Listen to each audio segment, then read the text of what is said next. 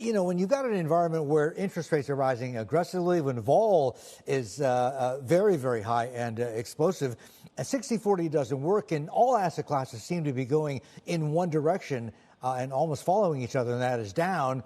This is a job for private markets.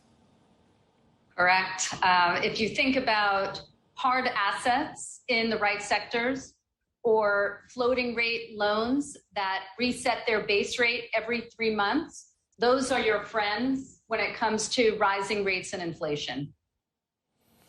So I got to ask you, I mean, it sounds a little bit too good to be true, right?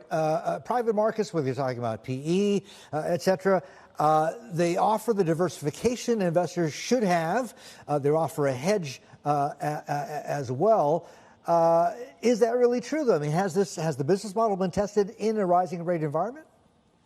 It has. If you think about historically, in almost every rising rate environment, real estate has done well. But I would also put forth, you want to be in the right sectors. So we think a lot about where are there imbalances.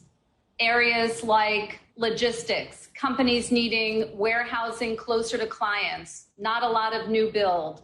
There are housing shortages in many parts of the world, so rent rates are going up. Student housing tends to be very defensive and counter-cyclical. So we're not just wholesale investing in real estate, for example. We're investing in what we consider good neighborhoods. And that extends through to our private equity business and where we're lending to companies as well.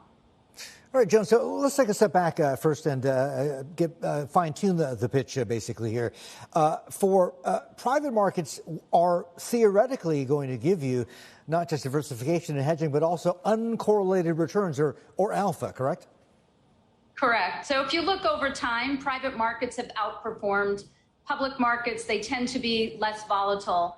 And what we're hearing back from advisors today is clients want not just stability, but they also want yield, and they want to know that their assets can be better protected in the environment we find ourselves in. So uncertain economic environment, rising rates, rising inflation.